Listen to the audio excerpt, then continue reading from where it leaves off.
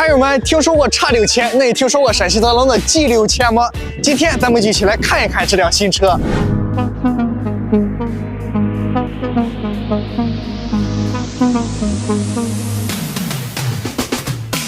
很多卡友看到这个车的外观啊，肯定都会想，这不就X5000改了个名吗？你少在这糊弄我。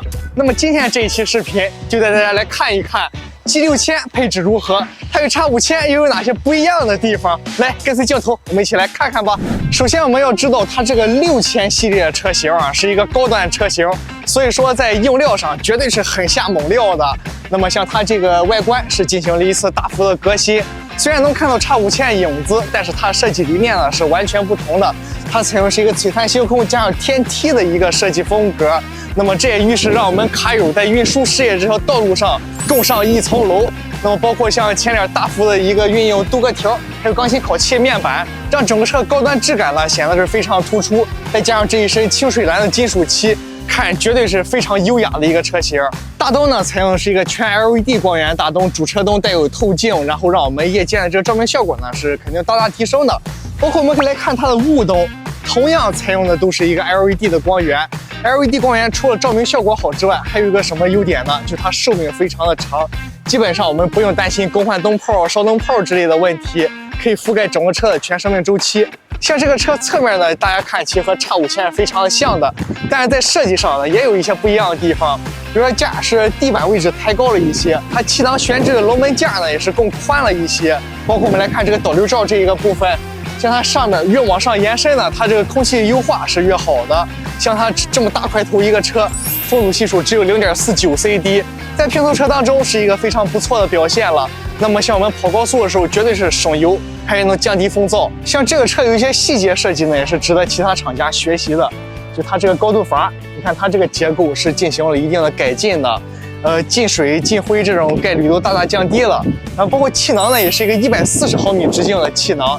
你说这样的气囊你放车上，它不更舒服了吗？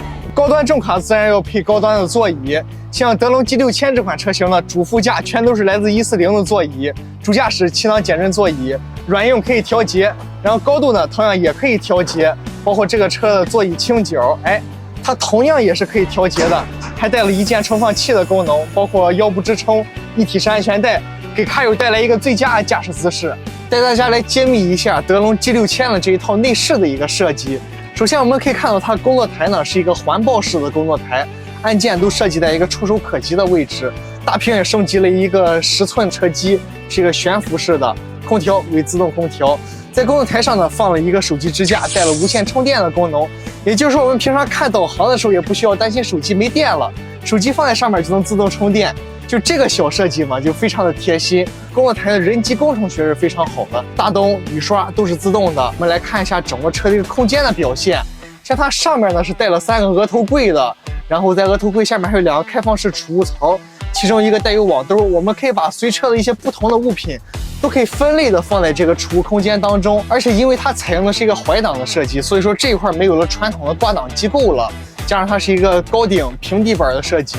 我身高1.8米，我在车中间站起来，额头上最起码还有25公分的一个距离，所以说这个车空间表现呢是完全没有问题的。看卧铺这个打一下，0.913，也就是91公分。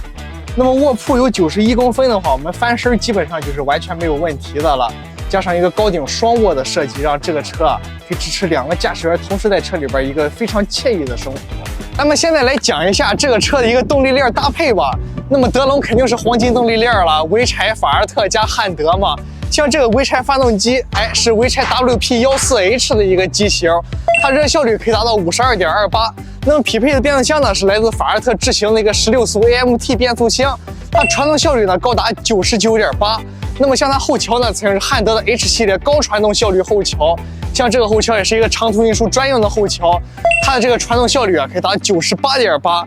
它每一个不管是热效率还是传动效率呢，都是已经行业最高的一个标准了。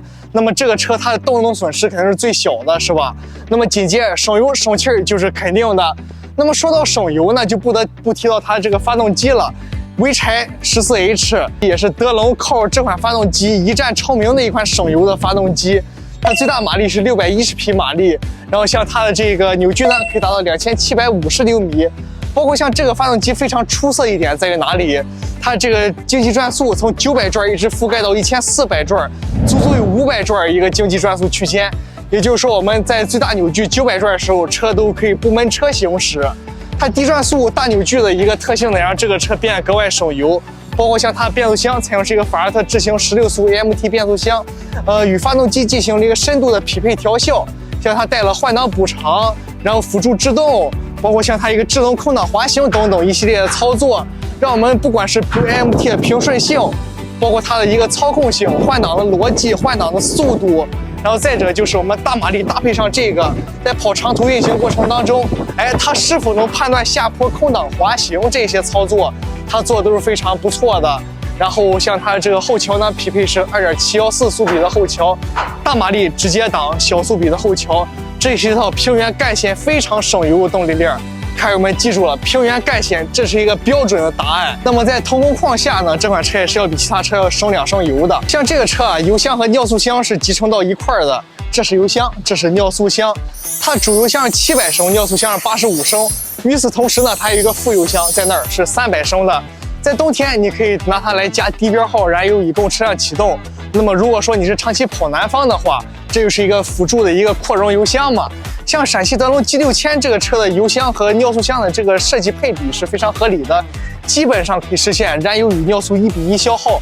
也就是说，我们在油箱加油的时候就紧接加尿素就行，省时省力。像这个车啊，还带了原厂液力缓速器，来自法拉特的 FHB400。然后像它制动扭矩最大可以达到4000牛米一个扭矩，配合上发动机的制动呢，可以说是低速加高速都会有一个不错制动效果的。我举个典型例子吧，山东到广东这条路上呢，你会途经江西，那么在那儿的话也是有坡的。虽然说大体是一个平路丘陵为主，但也有山路。有山路的时候呢，液缓可以降低你的刹车使用频率，防止刹车过热，也会让你行车更加的安全。总之就是高速用液缓，低速用发动机制动。相信卡友们不难看出，陕西德龙 G6000这款车型是在为卡友们的一个高效长途物流提供一个高端的新体验的。那么像这款车的一个人机工程学、人性化设计，包括它一个动力链科学搭配，在同级别价位产品中做的是比较不错的。因为它的这个竞品啊是非常多的，在市面上都是一个主流车型。那么像它这个体验感，我觉得是要远高于那些同级车型的。所以说，卡友们，如果说你想选一款高端的车型去进行一个长途干线运输，而又想追求性价比的话，那么这款车确实可以考虑一下。